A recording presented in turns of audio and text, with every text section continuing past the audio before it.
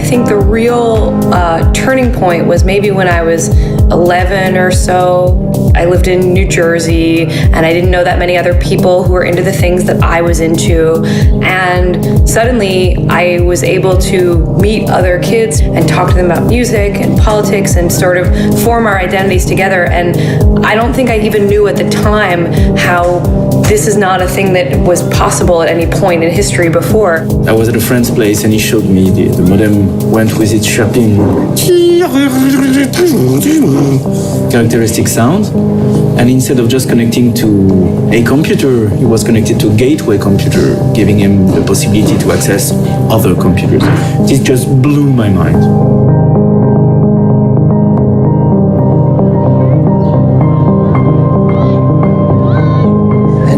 Simple fact that they could have,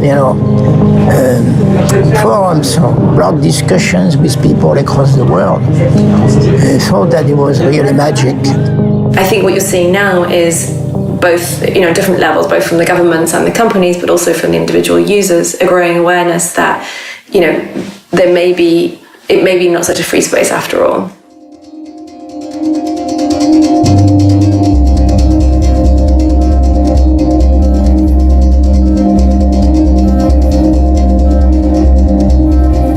Intelligence confirms it's collecting the private messages of internet users. 9 major internet companies, they include Google, Facebook, Yahoo, Microsoft, Skype, YouTube, Apple, AOL, and Paltalk, have been used by the FBI and the National Security Agency to monitor photos, videos, emails, audio, and all other sorts of information, tracking a sweeping scope of individuals' online activity. After the first .com bust, some of the internet companies then there was this promise that the internet would be the kind of new economy, and they had thought that people subscribing to services would actually be the way they would make money. But as we found out, nobody was willing to do that. People really wanted to visit websites and have services online for free. After that, a couple of organizations started experimenting with the idea of using the data that they had on their users and realizing that this was quite valuable in the context of advertising. And that's kind of how it started. It's what some people call the internet's original sin. When 9/11 happened, they took the programs that I had helped do and put together and used them to spy on everybody on the planet, including all U.S. citizens first. We were the first ones who they adopted bulk acquisition and bulk collection on. That was U.S. citizens. They do it in the easiest way they can, which means if companies have assembled information about their customers, then that's a readily accessible set of information about a large number of people. Then the intelligence agencies will simply go there and buy it from that company or get access to their data directly. It's a kind of surveillance that is rather invisible to the person, and that is at the crossroads of public and private actors. And that is nested in our everyday lives through our everyday services, you see? So it's much more, I would say, difficult for the people to identify that they are object of surveillance. Putting yourself tons of personal information online using Facebook, Instagram, Twitter, whatever, people don't really realize the danger when it comes to that. But people have instant benefits. It's immediate, it's granted to me, and it's free. So it's easy. And it's very difficult to balance something that is free, easy, enjoyable, with something that might be dangerous in a hard to predict future.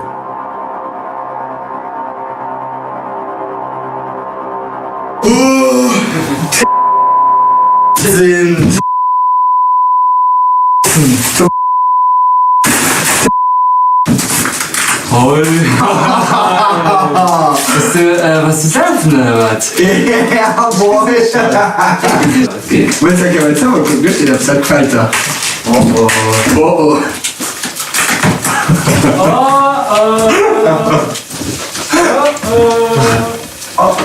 Moin, danke, ich staunert. Einfach zu checken, was weiß einfach. Detail ist ein Filter.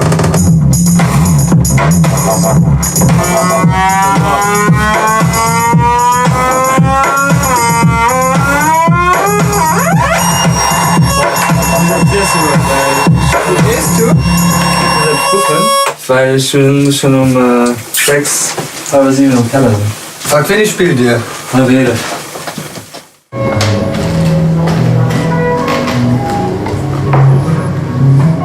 Gordon hat, weil der Regie gemacht hat in Leipzig, wie man da vorgeht, weil die haben irgendwie nicht mehr viel Geld über und Gordon mit irgendwie dabei haben. Und das wird wahrscheinlich diese Vertragssache. Jo, nee, das ist super. Jo, bis bald. Ciao.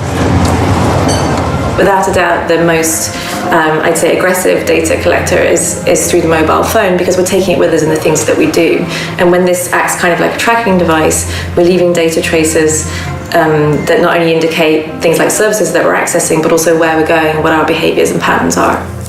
What you can see very quickly is things like, when does that person often go to bed? Are they traveling? Do they call if they're traveling, do they call a partner every morning? Do they call them in the evening? Did they go out for dinner? Who are they talking to? Who are their the social graph is called, meaning the circle of people around them. And so there are different ways that people are then profiled or categorized on the basis of their behaviors. Another thing that's happening is that people, again, through their social media use, are being profiled in terms of maybe their political affiliations, their religion, their sexual orientation, these kinds of things. There's the companies that we're perhaps not surprised are collecting our data. So, for example, the news website we go to, or maybe the use of Google, that kind of thing. But then there's the companies that are tracking our data that we don't see, that we don't kind of choose. So, for example, when we're looking at a website for the news, there'll be lots of other what are called third-party trackers. Those third party are present, some of them, are present nearly 100% of your navigation. This means that some company that you have not actually endorsed to be present in your navigation, you have not chosen actively, they are still looking what are you doing. And that is present on entertainment, pornography, healthcare, news. This is what some people call the data brokering industry. Some of the most, I'd say, the growth areas there are things like online dating or websites discussing health issues, for example. The business model for the people who are providing the site is to collect your data and often sell it on, for example, in the case of health sites, to pharmaceutical companies. So you checked her out now. Yeah, at least I have some impact. So what is she doing? Is she fine? Let's yeah. Yeah, I think so. We can check. I think we posted a picture 5 minutes ago from.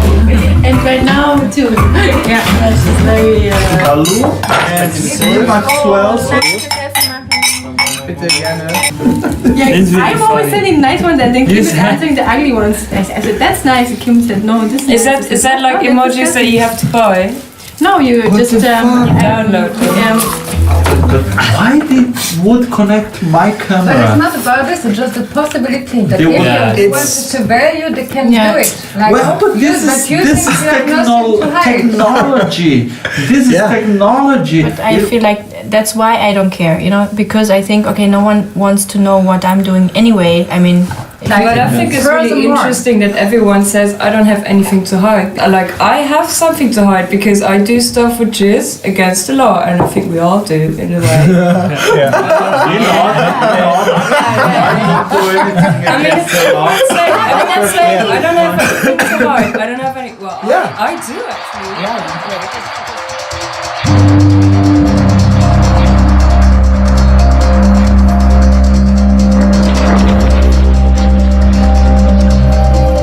I think it's kind of a difficult question. The process people go through in, I think, justifying their use of technology in terms of this business model of, okay, I get this for free, I give over my data, and I have nothing to hide, so why do I care?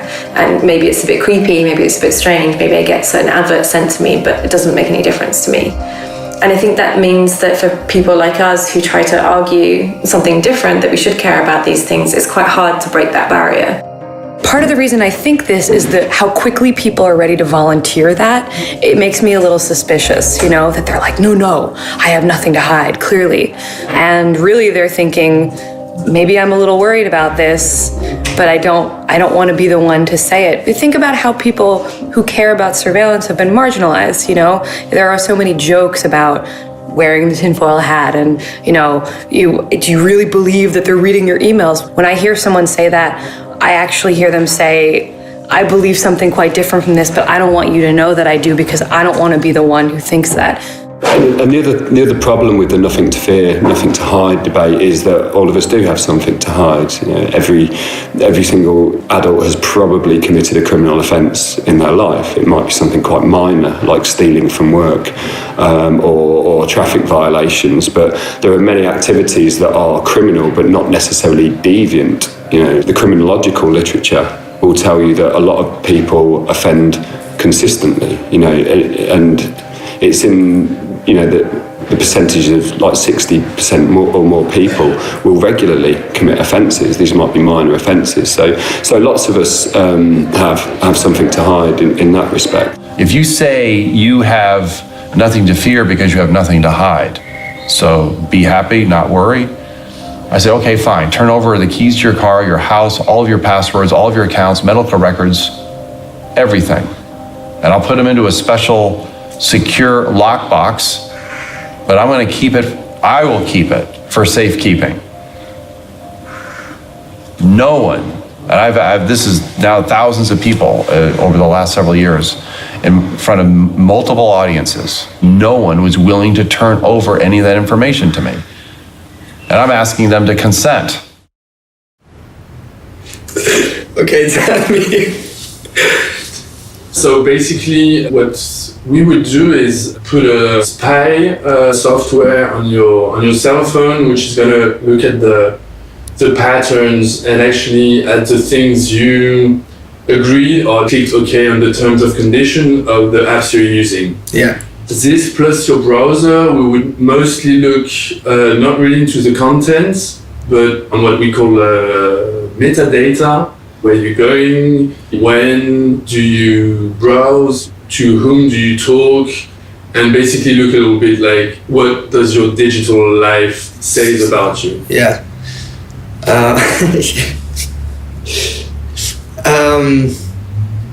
Is it like my computer and my cell phone? Yes. Tracked? Yes. Okay. You know a bit how I am, and I don't really give a shit. So, because that's what I always think. What everyone tells you, that I still think that I have not that much to hide, but you know, you will see maybe. In a few years, there will be some serious drawbacks coming. For example, if you take the insurance industry, Facebook just released an algorithm that is able to give you some rating, some sort of credit rating, which is kind of weird when you think about it, but totally normal in terms of big data. Facebook is totally able to predict if you will pay back your loan or not. There's usually a point at which people do care, and I think that's the question of what do they care about? So do they care because they know that the tax inspector is now using these technologies to track people? Do they care because they've got a family member who has a history of mental health issues? Do they care because they themselves don't want to be given a different, deal in terms of, now very high health insurance costs because of their lifestyle, this kind of thing?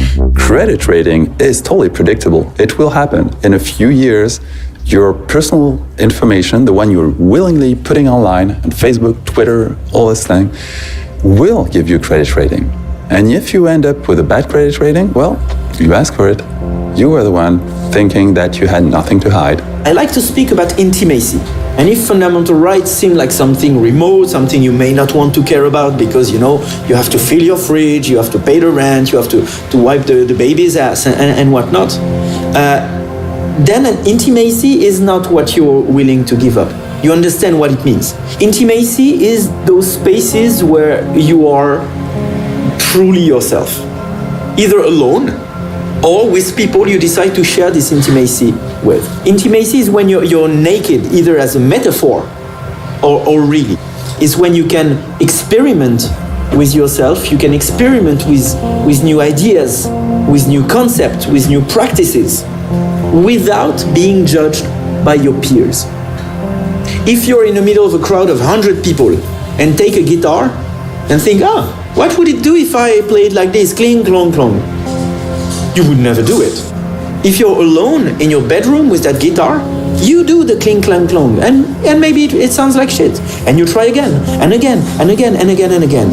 And maybe after 1,000 times, you'll feel ready to have another person listen to it. And maybe after 10,000 times, you'll feel ready to have 100 people listen to it.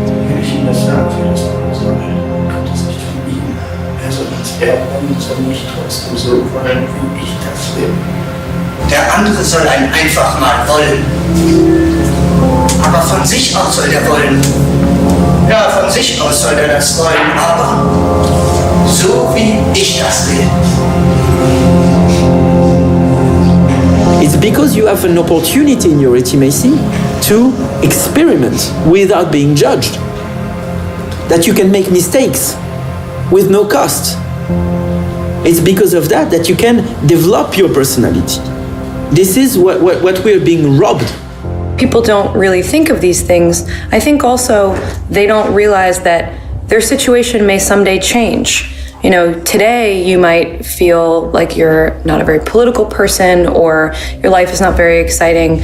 But what happens if suddenly, let's say you live in a rural part of the world and an oil company wants to put a pipeline through your land or something, that now suddenly you do have some things to hide. You do have an adversary. Arguing that you don't care about privacy because you have nothing to hide is no different than saying that you don't care about freedom of speech because you have nothing to say.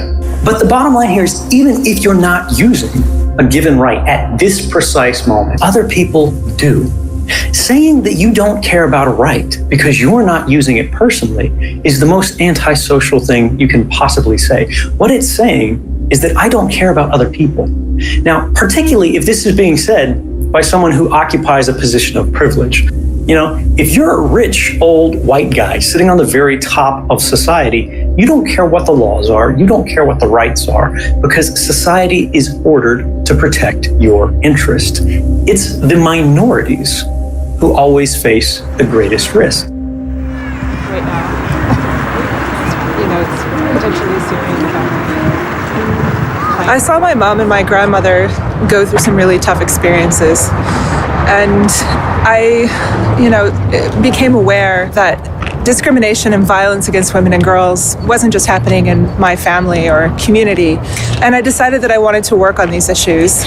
And it wouldn't be unusual for a human rights researcher to become a target even of US surveillance. I'm someone who has interviewed not only Somalis and Egyptians, but also Iraqis, Afghanis, Yemenis. So, the people that I interview typically are coming from populations of extreme political interest to my own country, to the US, in context even of the war on terror. And I do think that it's, not only plausible but probable that I became a target of US intelligence interest, not just because I'm a human rights researcher, but after doing this research with Somali girls and uncovering instances where girls named Americans and Saudis as so-called clients of sex-trafficked refugee girls in Djibouti. What we see in different countries around the world is the political situation and the sort of political agenda changing quickly. So something that's okay now to talk about might not be okay in 3 years' time. If you combine a drastic and very disruptive technological progress and this soon-to-come political disruption, you will end up in a short time period in something so different that any kind of perspective effort is really, really difficult to make.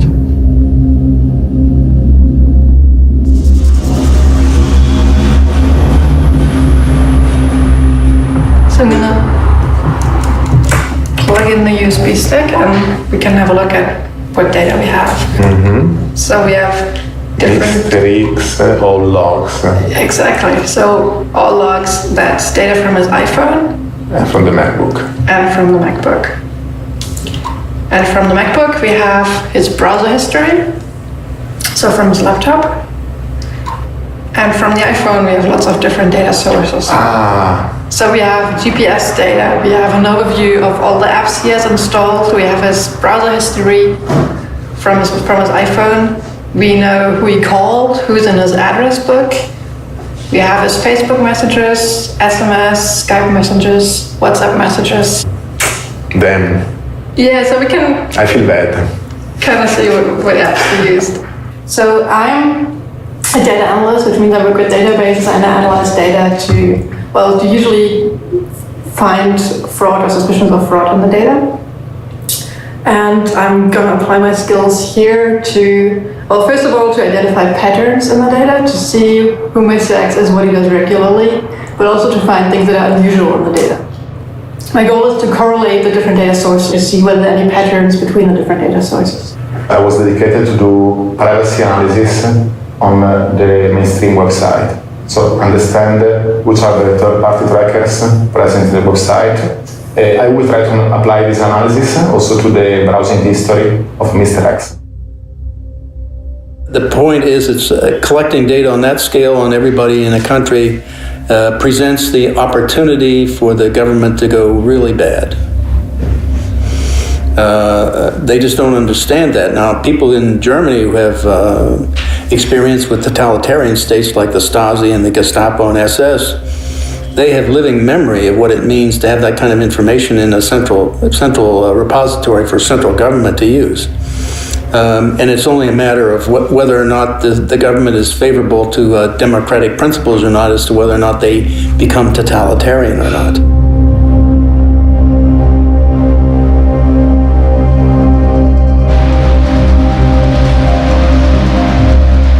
Mein Plan war, mit der Demonstration mitzulaufen bis zum Ende, dort wo das Politbüro auf einer Tribüne stand. Auf meinem Transparent stand der Satz: Jeder Bürger der DDR hat das Recht, seine Meinung frei und öffentlich zu äußern. Hier an dieser Laterne hatten sie mich eingeholt und haben mich an den Armen gepackt und ich sollte abgeführt werden. Dann haben sie mich aber gepackt und weggeschleift. Hier diesen ganzen Weg habe ich mich schleifen lassen. Der Pelzmantel meiner Mutter war danach hinüber. Und hier stand ein großer Lastwagen, ohne Plane, also ein Freier. Und hier bin ich dann kontrolliert worden. Da haben sie dann auch mein Transparent gefunden, was ich im Rucksack noch hatte. Und und dann sollte ich auf den Lastwagen steigen. The Minister of State Security always said, we have to know who is who. That was his always repeated sentence. That's the main question in our work. I spent many, many years listening in on East German communications. And so the motto was to know everything. And at NSA, the mantra under Keith Alexander, director of NSA, Keith Alexander, was to collect it all. Well, part of what's mean is collect it all to know it all. And if you know it all, then guess what? Who is who? That means who is thinking what. This was very important because the Stasi wanted to influence people and to stop political activities before they started.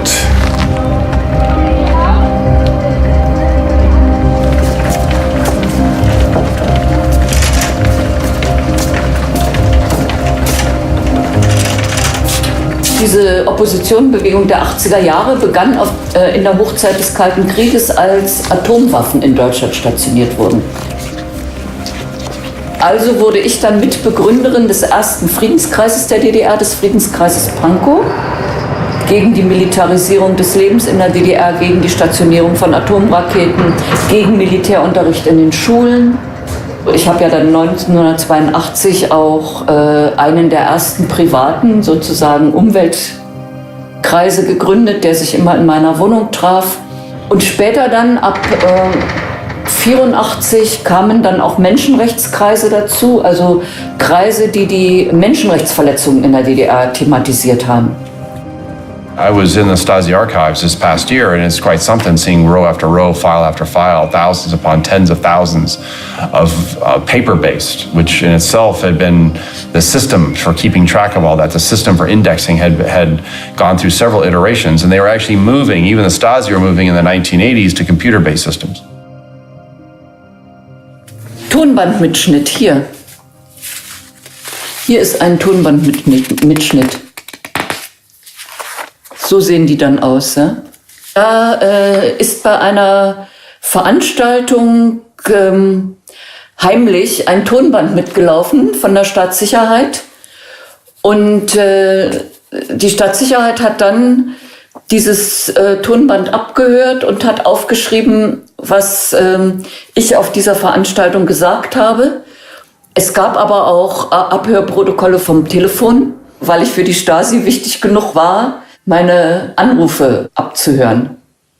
Also das ist hier ein Maßnahmeplan der Staatssicherheit, Plan zur Zersetzung zum OV-Virus. Virus ist der Name meiner Akte. Operativvorgang Virus.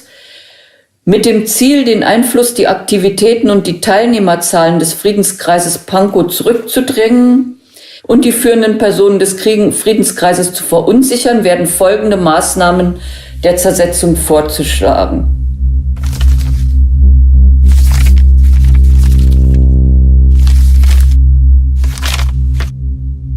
Das ist ungefähr ein 20. Also ich habe 20 dicke Leitsordner und dann noch ein paar kleinere Aktenteile, die man irgendwo gefunden hat. Ich hatte ja insgesamt 49 inoffizielle Mitarbeiter, die über mich berichtet haben. Im Laufe der Jahre 49, da war ich ziemlich erstaunt. Und Virus, den Namen finde ich auch interessant, ja, den die Stasi uns gegeben hat oder mir gegeben hat. Ich bin also diejenige, die zur Erkrankung des Systems führt. Ne? Fantasie hatten die Jungs schon. Ja. Wolfgang Schmidt was looking at the NSA. He's a former lieutenant colonel in the former lieutenant colonel in the East German Stasi. So he was looking at the NSA surveillance program, and he said, to us, meaning the Stasi, this would have been a dream come true. In Western democracies, if you're talking Germany of today, or if you're talking the United States of today, it's not a police state. But the mechanisms, the instruments of power necessary to affect that are essentially all in place. The only difference really is those in power. And you then have to trust and depend on your leaders to be focused on more democratic ways of life and supporting that. And you can't guarantee that. I mean, no one can.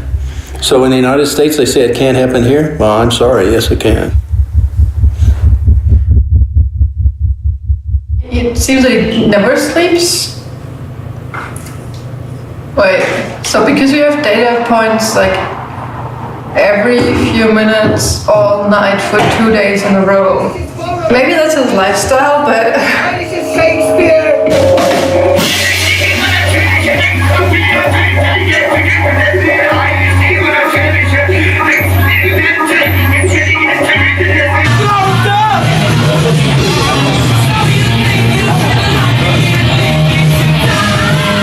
Here, for example, last data point is at midnight, and then we have another one at 11 in the morning. So that would make sense. So maybe it was really just that he didn't sleep for 2 days in the beginning. And then also recovered with 11 hours of sleep.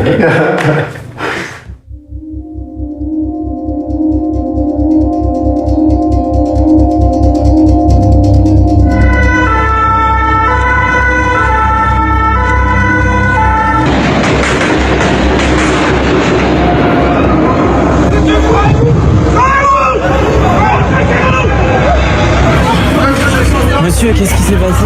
Il y a eu un attentat.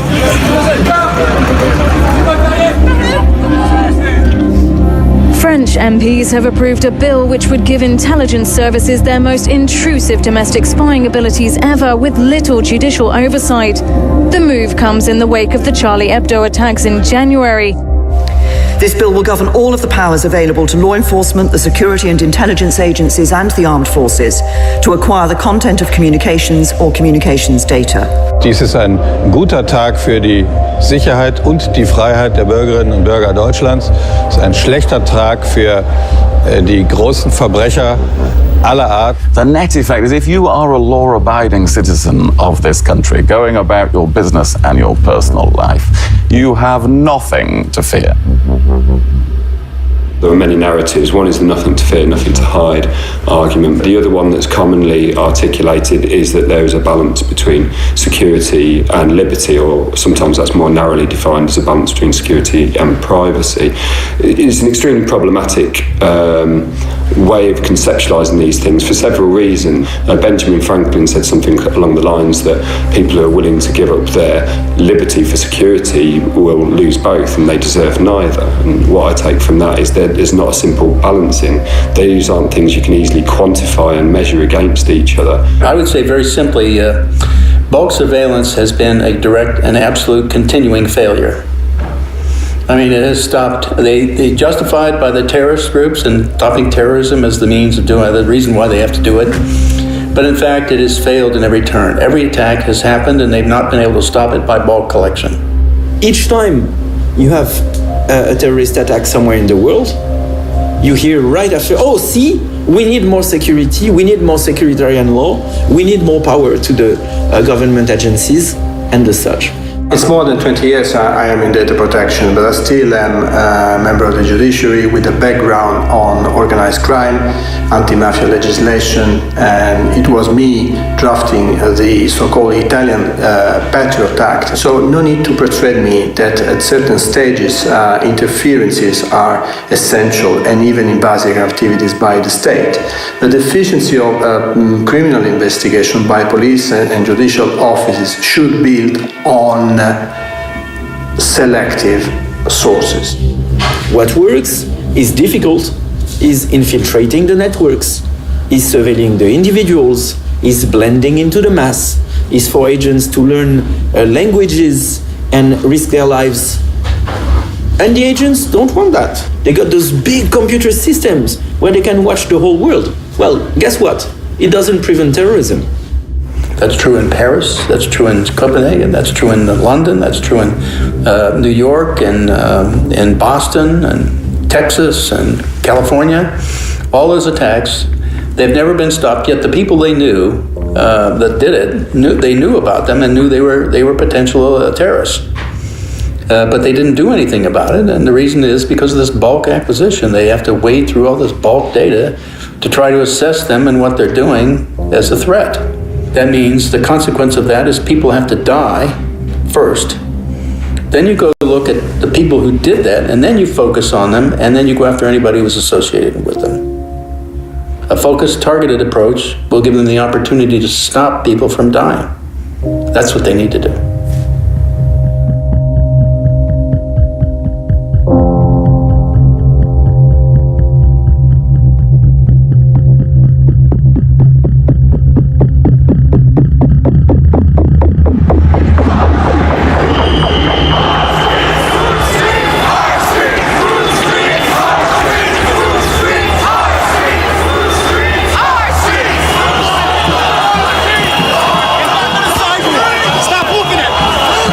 Documents that we got show an enormous depth and breadth to the level of surveillance against the Occupy movement. The FBI is using domestic terrorism authority to go after the Occupy movement and collect information on people and on a movement that they acknowledge throughout the materials is a peaceful, nonviolent movement. Anybody and anybody associated with them were surveilled, which meant they had carte blanche. Treat them as a threat and simply in league with the government and others to find out everything there was to know about them. Remember, Occupy Wall Street, interestingly enough, did end up resulting. People were on the streets facing police, right? Meanwhile, there's all the hidden side of that. and with cameras that can now do facial detection from many hundreds of meters away, scanning crowds, right? And incorporating that all into databases just based on a few select points.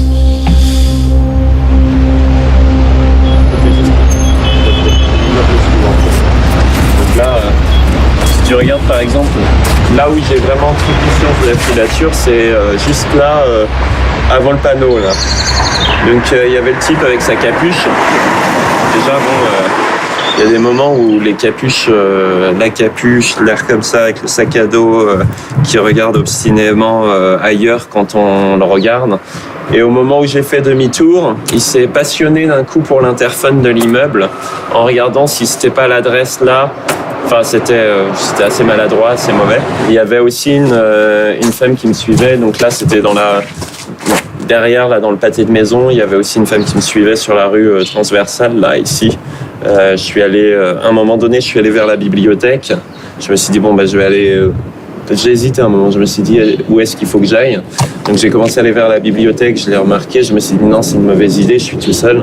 Je suis allé dans un café au centre-ville, en fait.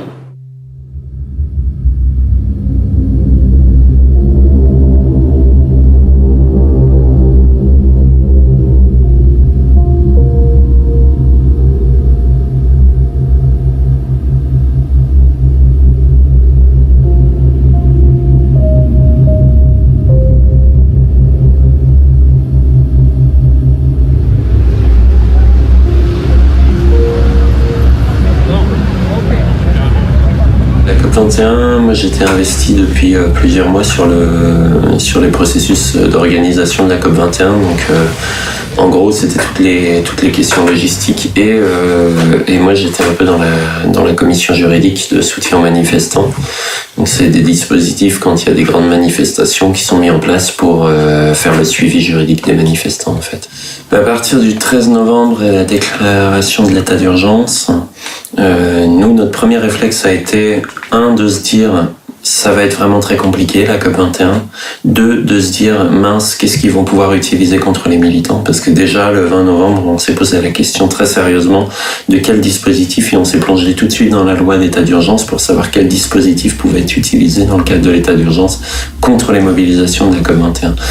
Et l'histoire nous a donné raison.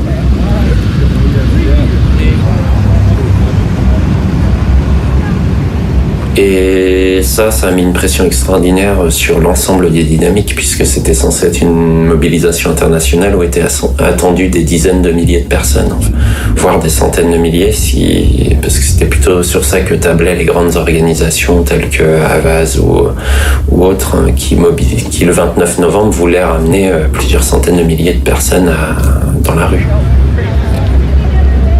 When we see activists from Occupy Wall Street being surveilled with the very same tools of mass surveillance, when we see that activists in the US, because they're Muslim, are being surveilled, when we see in France that state of emergency is used against ecology activists and all kind of activism, we have a demonstration that anti-terrorism as a way of governance only leads to injustice, only leads to undue abuse of power. So you understand why the state wants to send examples, right? They don't have to have entire segments of the population being obviously outed, right? They just have to keep track of them. And those that are a bit more let's say expressing themselves, let's say a bit more questioning about authority, well, they're the ones we're going to pay a little bit more attention to, especially if they organize, especially if they associate. La note blanche, c'est toutes les petites notes cumulées que les agents de renseignement prennent sur le terrain. Par exemple, là, je vois animateur du camp de Bure. Donc effectivement, pendant 10 jours, il y a eu un camp un village organisé à Bure, dans l'est de la France, contre un projet d'enfouissement de déchets nucléaires. Donc ça rassemblait 800 personnes par jour Et c'était en lien avec les associations locales, ça a été construit avec les habitants du coin, ça a été construit avec énormément de monde. Donc de ne retenir que il y a eu des actions, de le superposer à il a animé des réunions, c'est comme si j'avais organisé ces actions en fait. On met ça dans la note blanche. Je participe à la mobilisation, je fais partie du collectif de soutien à la lutte de Notre-Dame-des-Landes contre la construction d'un aéroport à Nantes. On avait organisé juste un petit rassemblement spontané à la station Notre-Dame-des-Champs à Paris. Et ça, c'est faisceau d'indices concordants. On n'a pas de fait, on n'a rien, pas d'accusation. Et pour cause, j'ai un casier judiciaire vierge, il n'y a pas de fait en fait.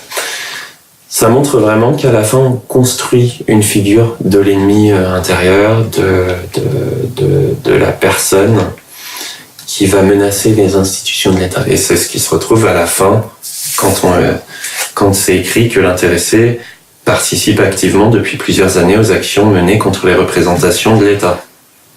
Voilà. Et à la fin, on a ça. Et cette feuille-là, quand un juge il a ça, et ben il part du principe que ce qui est là, c'est suffisamment convaincant pour qu'on ne remette pas en cause la version officielle, en fait. Do we really want a preemptive crime society where if I decide you might be? I mean, this is what's happening. This is where if you get this much information, the temptation of a secret power to abuse it, where you turn your own people inside out because you have the power to do so. And that is pathological. This is a pathological condition. It goes far beyond actual threats. It goes far, you have threats, right? Because that's to justify the need for all of this security apparatus. But you're ultimately using it for social control. I think any state which does surveillance is essentially to make sure the state power will not be endangered by the people. They want to keep the power. So they want to know what people are doing, with whom they have relationships, so that they can, if necessary, block the people they think are part of the political antagonism. We've redefined what privacy is. No reasonable expectation of privacy. Wow, redefine privacy, so you define it away in a way that actually suits the interests of national security. Whoa, remember that thing? Nothing to fear, nothing to hide. Then why, if you're so fearful, are you that fearful of the people? I mean, I can reverse all of this. I can reverse it and say, they must be incredibly fearful of the people. They may not say it that way, but then why would you need all these records, just in case?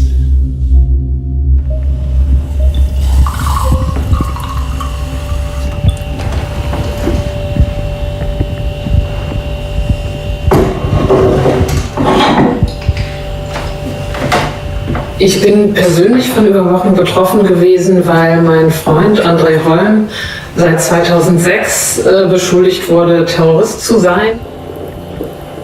André ist Soziologe und beschäftigt sich mit dem Thema Gentrifizierung in Berlin sehr viel, schon seit vielen Jahren, und hat viele Texte veröffentlicht als Wissenschaftler, auch als Aktivist, weil er sich für Mieter und Mieterinnen in Berlin einsetzt. Das BKA hat zu dieser Zeit nach einer militanten Gruppe gesucht, und weil sie die nicht gefunden haben, haben sie irgendwann die Texte unter anderem von André mit deren Texten verglichen und haben dann ähnliche Worte gefunden. Ich glaube, 7 Worte, die in deren Texten und in seinen Texten vorkamen: Gentrifizierung, Reproduktion, auch marxistisch-leninistisch, was für Wissenschaftler eine Vokabel ist, die nicht ungewöhnlich ist. Und das war der Anfangsverdacht, warum sie dann gedacht haben, es könnte sein, dass der die Texte dieser Gruppe schreibt, und haben angefangen, ihn zu überwachen. And this is where mass surveillance shows its true face of an instrument of social control. This is the main purpose, the main effect of mass surveillance, is to keep populations under the diffuse impression that if they say something or if they do something that may make them look like they have something to hide, that may be something worth hiding, then people will know about it, so they'd better not say it and not do it. This is how it works in every authoritarian regime since the dawn of times. I think this is something that comes back to who we are as people. I just know from history, I know from my own experience, I know from even dark chapters in US history that the power of the state through instruments like surveillance ultimately turn against the people. And it's not far removed, right? It's not far removed to take that kind of power and now establish something that's clearly undemocratic. And you in essence are treating all of your people as subjects, right? Not citizens. This myth of nothing to hide, when put into action, may turn individuals into perfect subjects of control, into subjects who accept control, who accept dominance, who accept servitude.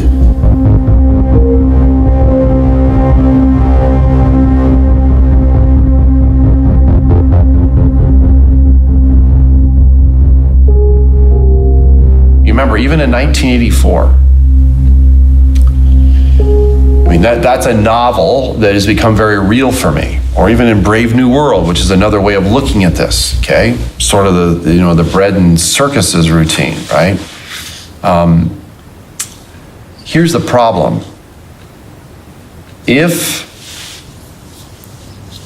I say I have nothing to hide, I'm gonna come back to that because I have people in my network right now that will actually say that knowing full well what they say. Then where does it end?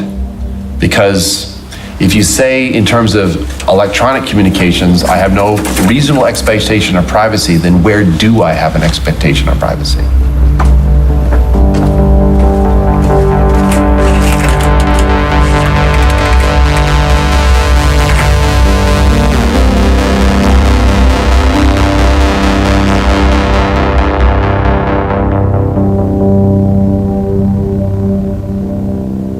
After the first time we met, around 5 weeks passed. And in this time, we perform a sort of unprofessional stalking of a subject we call Mr. X. So we only looked at the metadata. That meant we didn't touch the content of your Facebook messages and so on. We only considered data about data. Mm-hmm. So for example, if you talk on the phone, metadata is how long does a call last, who's calling, whom. And the reason we only looked at metadata is because that's really what governments admit to doing in terms of surveillance. And people think it's not that bad, it's just metadata. It's not actually the content of my email, it's just who I send it to that can't be that bad. But the thing is, of course, if you correlate data, you have metadata from different sources, you get a storyline, and maybe the content isn't even that important anymore. So at the beginning, we just start to address where the subject moves, to figure it out in the space where you are. This is, for example, the first week, between the 23 and 27 of March. And we see that you spend some time in Berlin and then in Hamburg. In the third week, we saw that you were basically in Berlin only, and we are seeing a different visualization. It's called a cluster, and this permits us to see which is the location where you are more often. That is necessary to understand you are living in this street, Wartstrasse, near Tempelhof. In the fourth week, we are seeing a different visualization. Most of the time you were in Berlin. Sometimes in the northeast to do sport. Sometimes when you are running around Tempelhof Airport. But most of the time you see the color, the darker color show where you were more frequently. So your place, the bar is in front of your house, and some friend of you near Gorlitzer Park. In the last week, we see in fact that you went in Leipzig again, and also you move in Luxembourg, where you when we discovered that you are in fact born. Analyzing the URL you are connecting, we saw at first who you are and which is your Facebook profile, and then we find another secondary event. What has attracted me was this spike. This is the most high frequency usage of web you have done during this month. Why, I wonder? That was the point. 27 to 28 of March has get aired one episode in which you were performing in Tatort. The reason of the spike of the navigation is that you were quite concerned on the critics and the reaction of the person. So mostly you were checking if everything went good, if your performance has been appreciated by the audience. A spike of Facebook message appears of persons that normally don't talk with you. So probably they were just telling, congratulations, I saw you, well done, Max. And this is the same kind of anomaly that happened during the birthday. When persons that normally are not in touch with you, but for that day, they arrive. We saw that you were quite active all the night, until 6 a.m. at least, maybe with a couple of hours of stop. Another way to see anyway the metadata is just to synthesize and take some very peculiar moment of the day. For example, where you were between the 4 a.m. and the 5 a.m. So, where did you sleep last night? Mostly we see that are 2 days where you are in the towers. And if we unzoom the map at European level, we saw clearly the Hamburg and Leipzig, where you were for a couple of special events. Okay, so here's a quick overview of the data that we collected from you. You can see that it varies per day. We get a lot of location coordinates. So we did an analysis of what domains or what websites you visit when you surf the web. And that huge blue bar on the left that you see there is Facebook. So a lot of your web activity is concentrated there. You also go to some other websites, like you research travel, you Google some things, of course. You order food, you watch a lot of online videos, you watch some porn, you're interested in synthesizers, but still Facebook is like the thing for you. What's always really interesting is to look at people's Google searches, because usually you can learn quite a lot of what goes on in people's minds by looking at their Google searches. You did 83 Google searches in 1 month, and it seemed like not a lot to me. No. I did some research. I found that the average person apparently does 150 a month. Really? That's not much of Google searches, though. No. That's funny, yeah. Just to know, all the websites you navigated, for the 72% of the time, they include Facebook. What does it mean? When you are connecting yourself to a website, you feel that you are just doing a connection to a single host, and only one entity, one organization knows about your activity. In fact, there are other third party. There are many, at least between 5 to 20, depends on the kind of website. But in this case, the two most frequent are normally Facebook and Google. And Facebook was clearly aware of what you were doing, also if you were not in Facebook. We made this analysis mostly by hand because it's not our job. Once we've developed this tool, means that the next person we have the data, we can create the same kind of output. So we have to think that most of the time the enemy, that can be a government or a corporate surveillance, when they develop the tool, that is for one person or for 1 billion is the same. I mean, I give you an example, my own example. I keep saying, what is it like? It's not a very good feeling when you get up every morning knowing that your own government is tracking you. They told me later, we knew everywhere. We knew when you got up, we knew when you left the house, we knew which vehicles you used, where you stopped, where you shopped. Every electronic communication that they had access to was being monitored on a 24/7 basis, including my phone. Where do you go in that regime? Where do you go?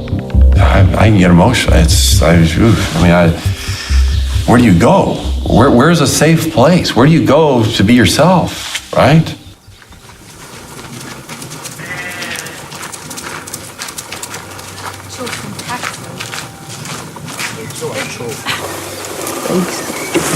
Ze schneiden, Liebe. Natuur. Stress is natuur. Maar Allen, du hast du Kopfsprung ruf gemacht, übertrieben. Maar ja, maar dat hebben we net met de Guck de Fiels. Maar ja, dat is goed.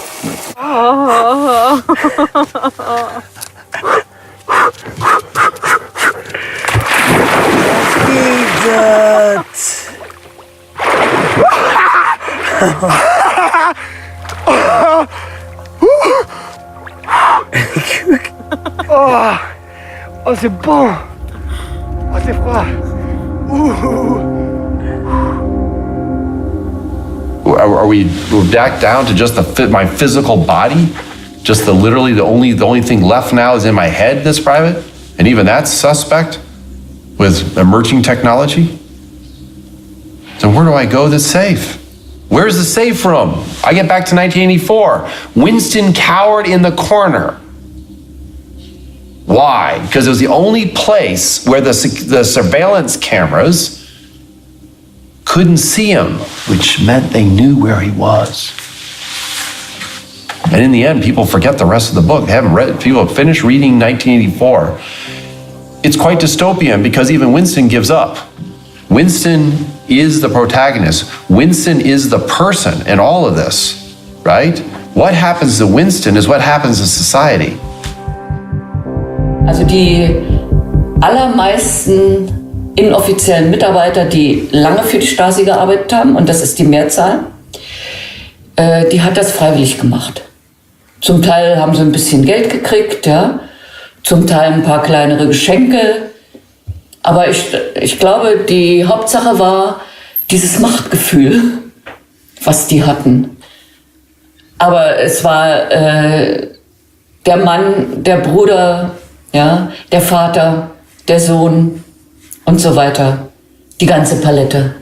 Naja, das hat ja, glaube ich, gesagt, ja, in meinem Fall war es mein Mann. Und der hat aber dann später gesagt, er hätte das gemacht, weil er Angst hatte, dass ich verhaftet werden könnte. Und dass, wenn er mit der Stasi zusammenarbeitet, er das erfahren würde,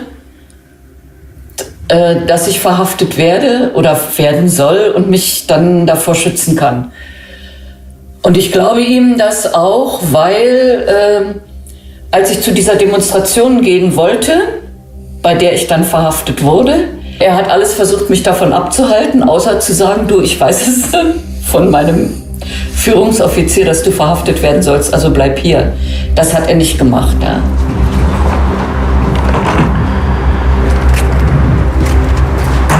C'est ça en fait le fond de la chose, c'est que beaucoup de gens se disent non mais il a sans doute cherché, il y a sans doute une bonne raison. Ils font pas ça sans rien, ils le surveillent pas sans rien. Il y a plusieurs personnes qui m'ont dit mais attends, si t'es assigné, c'est quand même que tu fais quand même des choses quoi. Enfin t'as bien dû jeter des machins ou t'as bien dû faire quelque chose. Et quand il y a une prise de conscience que c'est pas le cas, c'est là que la plupart des gens se disent ah merde, je pourrais être surveillé, je pourrais avoir des problèmes aussi. Et c'est ce qui s'est passé pour ma famille et pas mal de gens de mon entourage qui me connaissent, qui savent qui je suis et qui eux ont violemment pris conscience de ce que voulait dire la surveillance et de ce que ça pouvait entraîner comme conséquence en fait. Pour moi c'était un peu difficile parce que je savais que Joël était surveillé et puis cette surveillance, donc quand on le sait pas, on le sait pas, mais dès qu'on commence à s'en douter et qu'on en est sûr, bah c'est une intrusion dans l'intimité qui est quand même très violente et enfin moi je l'ai vraiment vécu comme une violation de mon intimité. Moi ça m'a mis vraiment, je pense une bonne semaine à me dire allez, faut que la vie elle continue et il faut pas rester dans cette paranoïa et cet état de psychose et post-traumatique. Vraiment. Et donc la plupart des gens se pensent à l'abri de ça.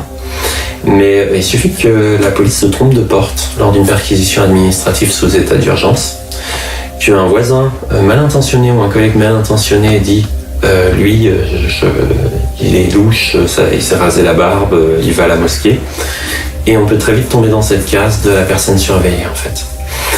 Et d'avoir le sentiment qu'on est à l'abri de ça parce qu'on n'a rien à se reprocher, et ben c'est vraiment là où s'articule la force de la surveillance en fait. C'est qu'elle isole les personnes en fait. Elle isole l'individu, le bon individu du mauvais individu. Das fand ich persönlich furchtbar. Das war wahnsinnig unangenehm. Faktisch zu wissen, hier in meinem Leben jetzt findet das statt. Dieses Telefon wird abgehört. Es gab Observationen auf der Straße, also zivile Beamte, die unserer Wohnung beobachtet haben oder uns hinterhergelaufen sind. Es hat auch Kameras gegeben, das wissen wir aus den Akten, die auf unsere Hauseingangstür gerichtet waren und auf den Hinterhof. Andres Eltern, die phasenweise auch mit überwacht worden sind, weil unterstellt wurde, dass selbst die in dieser terroristischen Geschichte mit drin stecken. Wir wissen von BKA-Überwachung von 2006 bis 2010, also 4 Jahre. Ob die vorher überwacht haben oder uns jetzt noch beobachten, wissen wir nicht. Wobei ich auch in Akten später gesehen habe, dass auch meine öffentlichen Veranstaltungen, wenn ich über dieses Verfahren berichtet habe und über die Überwachung berichtet habe, dass auch das vom Verfassungsschutz beobachtet wurde damals. Und das kann ja sein, dass das bis heute stattfindet. Aber ich bin Jahre später irgendwann mal in den USA gewesen und kann mich sehr deutlich an das Gefühl erinnern, in diesem Hotel auf dem Bett zu sitzen und zu denken, jetzt sind sie wahrscheinlich nicht da. Und das war ein unglaublich befreiendes Gefühl, plötzlich das erste Mal das Gefühl zu haben, ich bin alleine. The feeling of not being able to conduct my work or my personal life without prying eyes and ears felt like an injustice, an invasion. There are levels in which it affects you also emotionally. In 2013, my mother, was given a diagnosis of a terminal illness, and some of the most important conversations of anyone's life, certainly my life, took place, as my mother was actually on her deathbed. And, after these feelings of, just total invasion, I wasn't able to sort of just connect with this experience of taking care of my mother without doing something about, the mobile phones that are constantly in the room.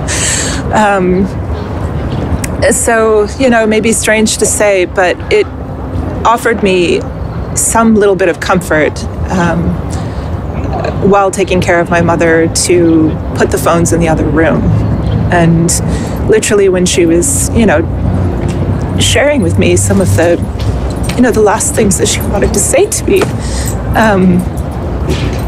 I had to go put the phones in the freezer. And, maybe that sounds nuts to a lot of people, but, it's mass surveillance, comes home.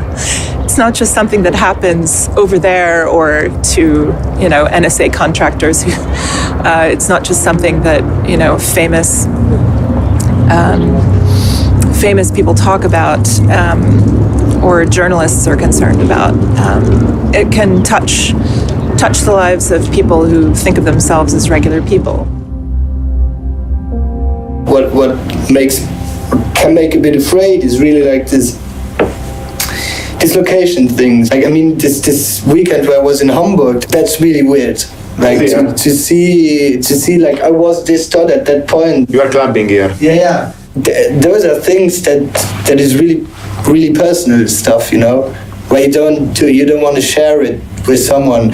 I have kind of a conclusion, of course. Working on your data for hours, you start to think about, who is that person, what are they doing? And from what I learned about you, what I saw about you, I guess that's kind of the image I arrived at, that you're like an active social person who's definitely not nerdy.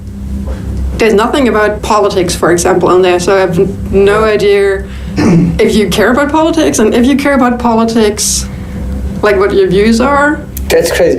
But did you see that I'm a wealthy person on how I interact, or? We can guess from the social graph. So we don't know the person, but we assume that if you're in touch with a famous actor, implicitly you belong to certain kind of social circle. If your provenance is a person that speaks 3 languages, came from one of the healthiest places in Europe, again, it's another probability, another high chance that maybe you belong to a certain kind of social status. And then it plays a role in terms of, for example, credit rating. Insurance might become more expensive for you, or products at the extreme end might become more or less expensive for you, depending on how much money you have and how much you want them, because we can kind of see what you do and what you need. If you have the indicator of don't sleep for 2 days in a row, or to be in the point A to a point B in less than this amount of time, that means you are going fast with your car, are things that somehow discriminate you. Yeah, I feel that is really unfair. The Facebook addict, it seems really weird because I don't post that much, I don't go like stalking people. It's more like to do, to advertise, like my job. I was using when you connect us Facebook the first time to understand when you wake up. Yeah, I guess most of the people do that. I don't know. I do it like this. It's weird. You have to think that the app we are installing in our mobile phone most of the time have access to some of the metadata we used, and you don't know exactly who is behind.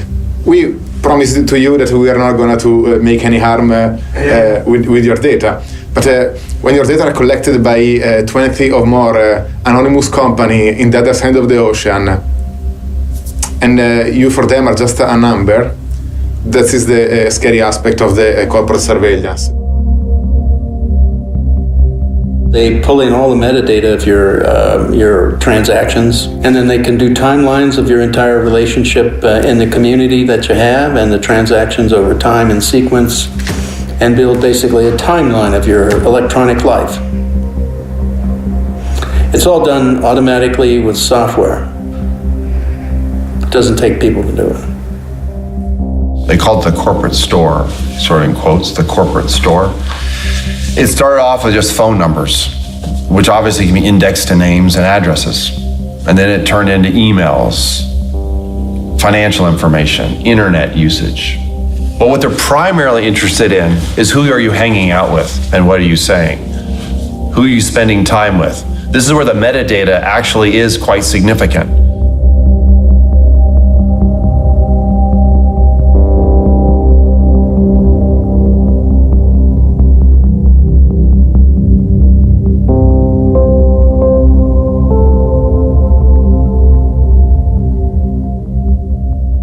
My view on it has changed a lot though, because I saw exactly like what is possible and how far you can really go.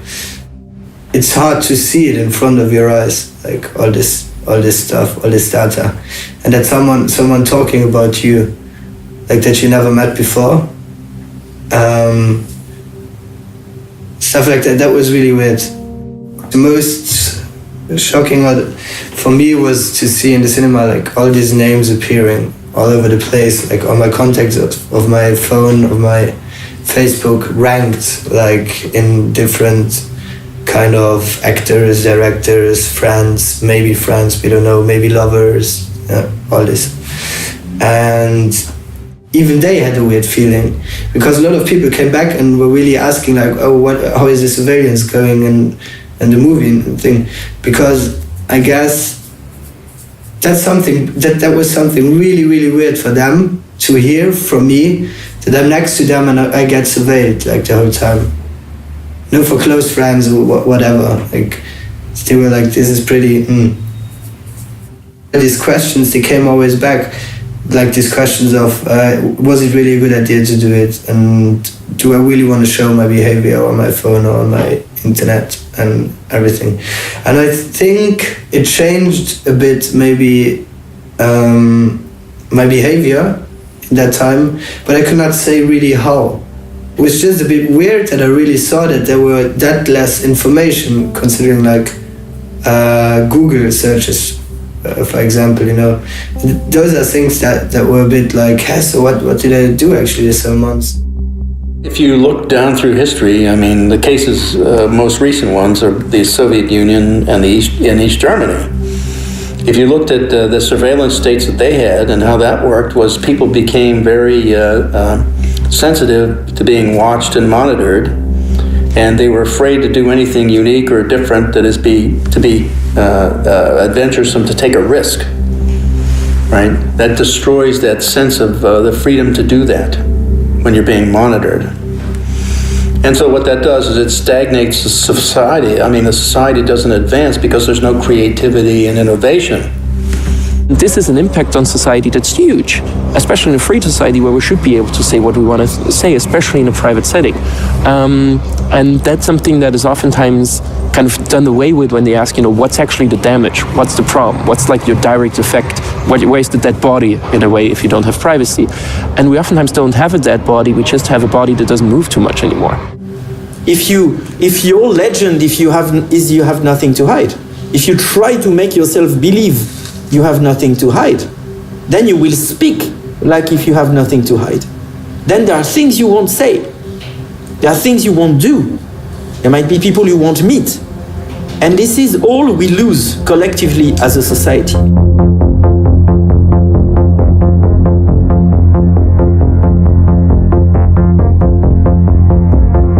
It's probably the first time in history that technology is allowing the possibility to have a real mass surveillance, again, from public or private actors. And as you said, this surveillance is rather accepted by the person. So the question that we have collectively to ask ourselves is it exactly the type of digital environment we want? And I think we're right at this moment now. I have my answer, but I think all of us, we should ask ourselves this question because the choices won't be exactly the same, you see. The things we should not do are thinking that there's nothing we can do about it and we lost already. What we can do is to convince each and everyone that it's not a lost battle and that it is worth fighting to start with. Es gibt keine unwichtigen Informationen. Und jede Information kann missbraucht werden, wenn es jemand missbrauchen will.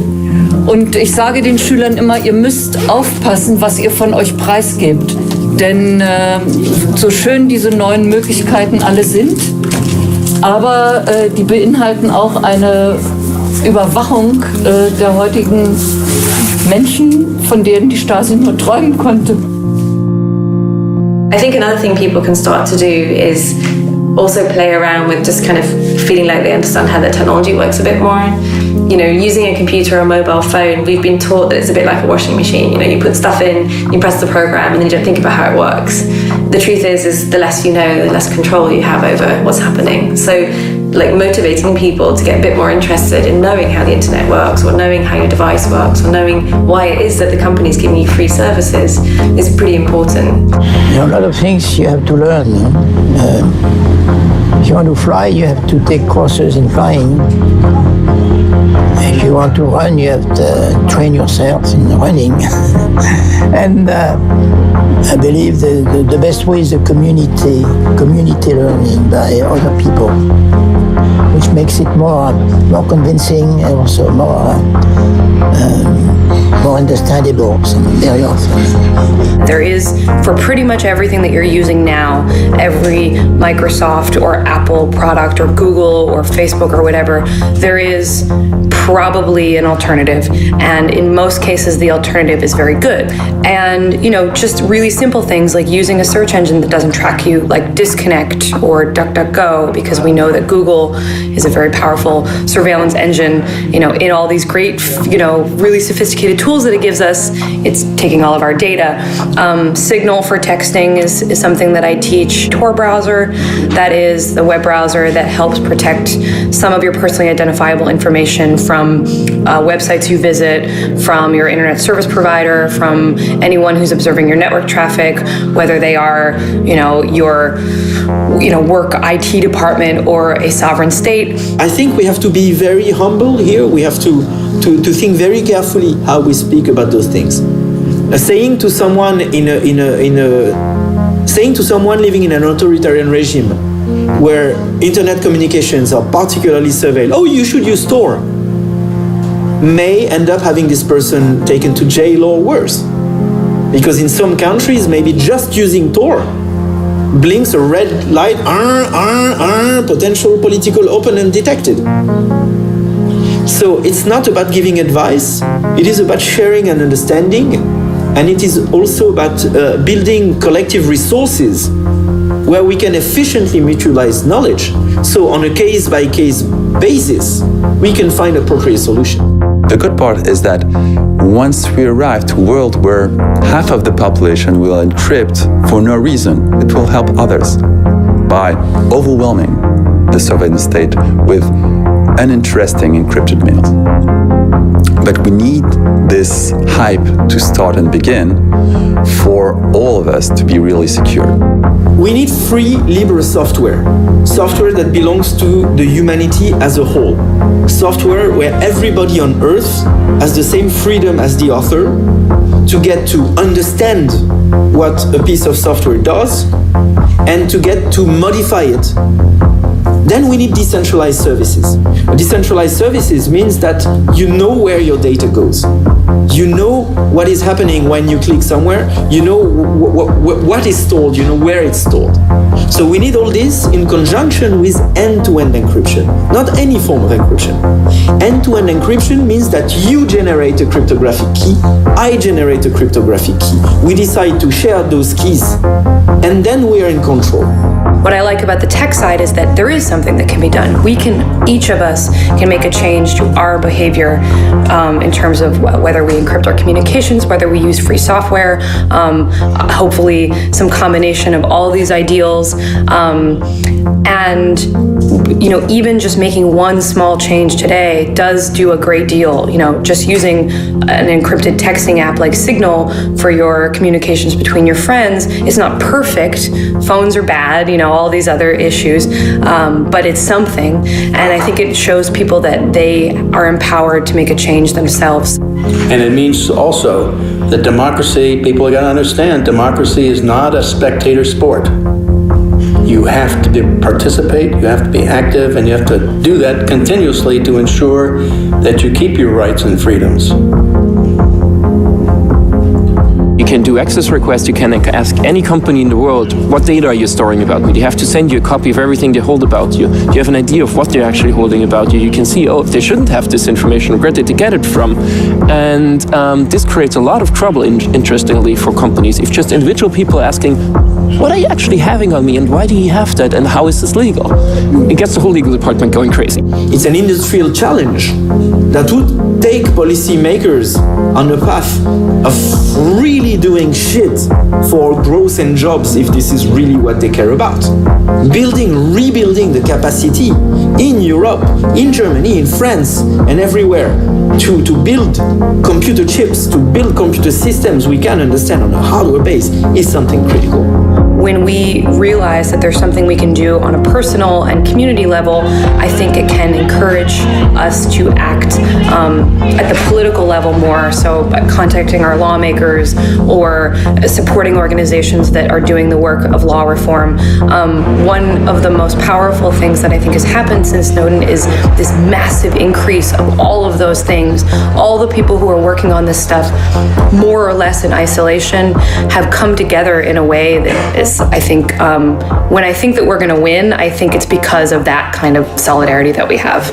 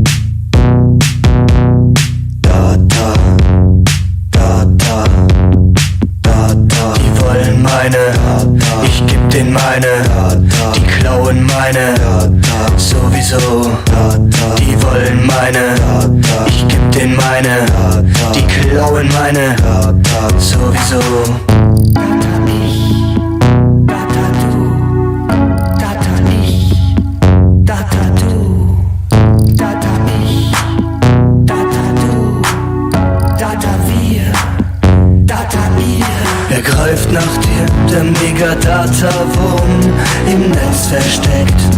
Metadata-Sturm, er greift nach dir, der Megadata-Wurm im Netz versteckt. Metadata-Sturm.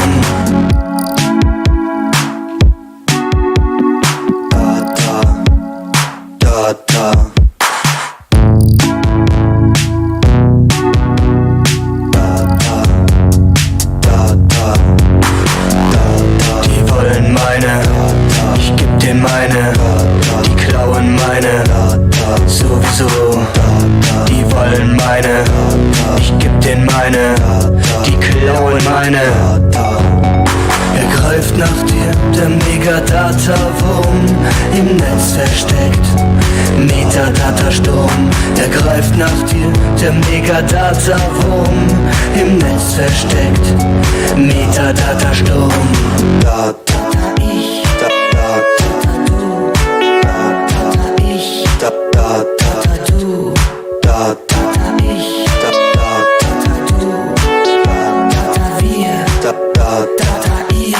Die Staatsmacht wird unsere Data inspizieren, analysieren, sich konspirieren und damit regieren.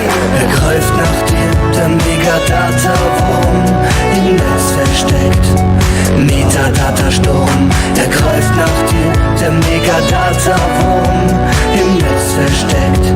Metadata-Sturm, er greift nach dir, der Megadata-Wurm im Netz versteckt.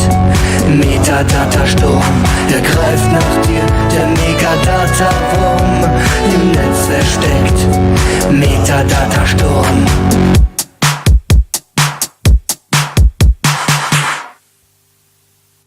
We saw that your mom calls you quite a lot. You're not always very good at picking up when she calls. Actually did the calculation. You're 30% less likely to answer your phone when your mom calls than when anybody else calls.